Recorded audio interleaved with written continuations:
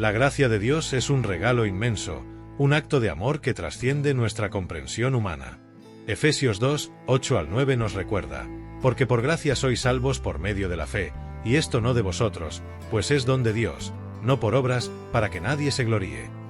Es esencial comprender que no podemos ganar o merecer la gracia de Dios a través de nuestras propias acciones. Es un acto soberano y generoso que fluye del corazón amoroso de nuestro Creador hacia nosotros, su pueblo, los que somos suyos, sus ovejas. Hoy vamos a explorar uno de los aspectos más profundos y a veces malentendidos de la gracia divina, la doctrina de la expiación limitada. Prepárate para un viaje de descubrimiento que podría cambiar tu percepción de la fe para siempre. Imagina que estás perdido en un vasto desierto, sin agua, sin guía, sin esperanza. De repente, aparece un guía, ofreciéndote agua y una ruta segura a casa. Esa guía y esa agua son símbolos de la gracia de Dios. Pero, ¿qué es exactamente esta gracia? La gracia de Dios es su favor inmerecido hacia nosotros, su amor y misericordia derramados sobre nuestras vidas. Es el acto divino que nos permite, a pesar de nuestros errores y pecados, acercarnos a Él. Efesios 2 del versículo 1 al versículo 7. Y Él os dio vida a vosotros, cuando estabais muertos en vuestros delitos y pecados, en los cuales anduvisteis en otro tiempo, siguiendo la corriente de este mundo, conforme al príncipe de la potestad del aire, el espíritu que ahora opera en los hijos de desobediencia, entre los cuales también todos nosotros vivimos en otro tiempo en los deseos de nuestra carne, haciendo la voluntad de la carne y de los pensamientos, y éramos por naturaleza hijos de ira, lo mismo que los demás. Pero Dios, que es rico en misericordia, por su gran amor con que nos amó, aun estando nosotros muertos en pecados, nos dio vida juntamente con Cristo, por gracia sois salvos, y juntamente con Él nos resucitó, y asimismo nos hizo sentar en los lugares celestiales con Cristo Jesús, para mostrar en los siglos venideros las abundantes riquezas de su gracia en su bondad para con nosotros en Cristo Jesús. Cuando estabais muertos, escribe claramente.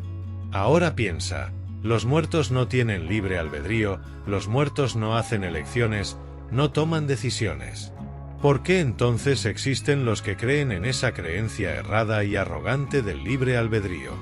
La cual es solo producto del ego humano, porque creen estas personas ser más que Dios, pues según ellos pueden elegirlo, y también desecharlo cuanta soberbia y ego al creer esto, y al hacerlo solo intentan echar por tierra la soberanía y el poder de Dios.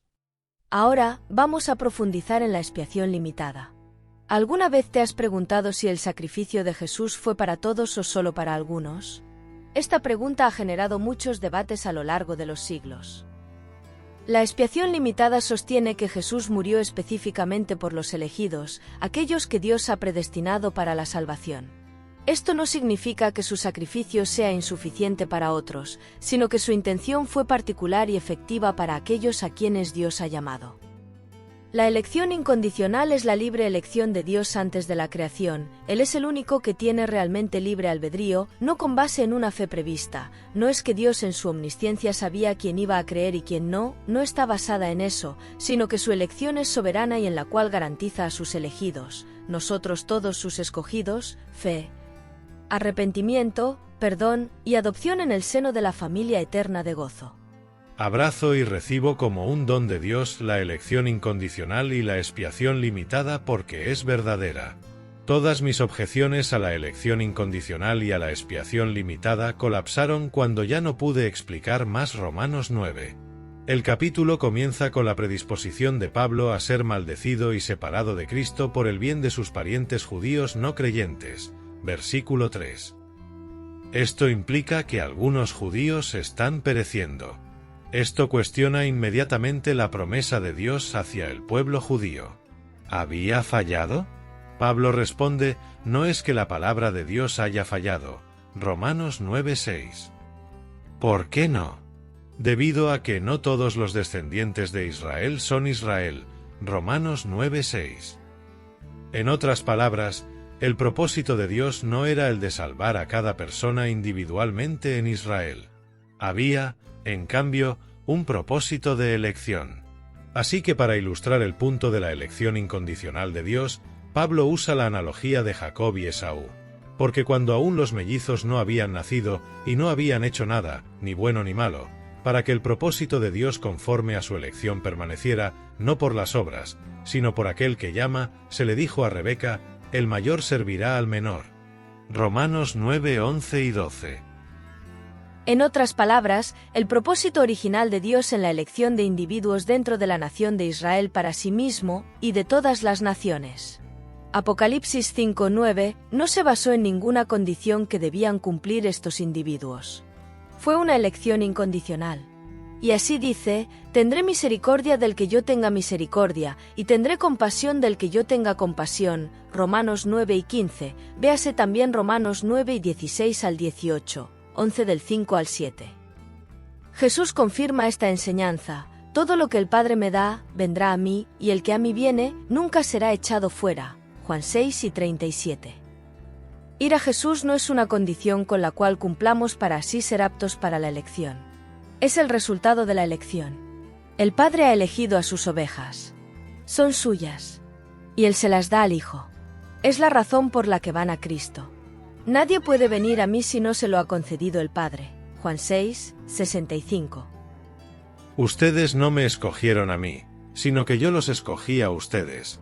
Juan 15, 16, véase Juan 17, 2, 6, 9, Gálatas 1, 15. En el libro de los Hechos, ¿por qué algunos creen y otros no? La respuesta de Lucas es la elección, y creyeron cuantos estaban ordenados a vida eterna. Hechos 13, 48. Esta ordenación, esta elección, no estaba basada en la fe prevista, era la causa misma de la fe.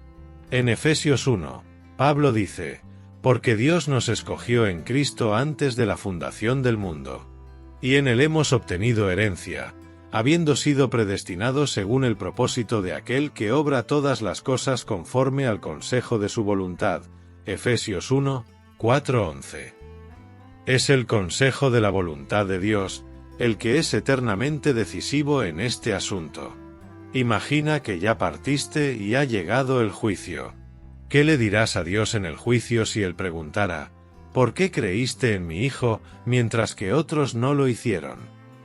No vas a decir, porque yo era más inteligente, porque yo era más bueno, porque yo no faltaba a la iglesia, porque soy un buen hijo. No. Seguramente dirás, por tu gracia. Si no me hubieras escogido, habría sido condenado para siempre espiritualmente muerto y culpable. ¿Te sorprende esta idea? ¿Te hace cuestionar lo que siempre has creído? Quédate con nosotros, porque vamos a desglosar este concepto aún más. Déjame contarte una historia. Imagina a Ana, una mujer que ha vivido una vida de desafíos y errores. Se siente indigna del amor de Dios. Pero un día, experimenta un cambio radical. Siente la presencia de Dios de una manera que nunca había sentido antes. Este cambio no fue casualidad. Según la doctrina de la expiación limitada, Ana fue elegida y el sacrificio de Jesús fue destinado a salvarla específicamente. ¿Te ves reflejado en la historia de Ana? ¿Alguna vez has sentido que la gracia de Dios ha tocado tu vida de manera especial? Si la expiación es limitada, ¿qué significa para aquellos que no son parte de los elegidos? ¿Cómo se reconcilia esto con un Dios que es amor? Estas son preguntas profundas que nos invitan a reflexionar sobre la naturaleza de Dios y su plan para la humanidad. ¿Podemos comprender completamente los caminos de Dios? La Biblia nos dice que sus pensamientos son más altos que los nuestros. Quizás, en la doctrina de la limitación de la expiación, encontramos una profundidad de amor y justicia que aún estamos aprendiendo a entender. Pero, ¿cómo afecta esto nuestra fe y nuestra relación con Dios? No te vayas, aún hay mucho por descubrir. La doctrina de la expiación limitada nos desafía a ver la salvación bajo una nueva luz. Nos invita a confiar en la soberanía de Dios y a descansar en su plan perfecto. Te invito a que reflexiones sobre lo que hemos discutido hoy. ¿Cómo te sientes respecto a la idea de ser elegido por Dios? ¿Cómo cambia esto tu perspectiva sobre tu relación con Él? Si este tema te ha tocado y quieres aprender más, suscríbete a nuestro canal y comparte este vídeo con tus amigos y familiares. Déjanos tus comentarios y preguntas, y únete a la conversación. Juntos, podemos profundizar en nuestra fe y entender mejor la gracia de Dios. Gracias por acompañarnos en este viaje. Recuerda, la gracia de Dios es suficiente y su amor por nosotros es infinito. Nos vemos en el próximo vídeo.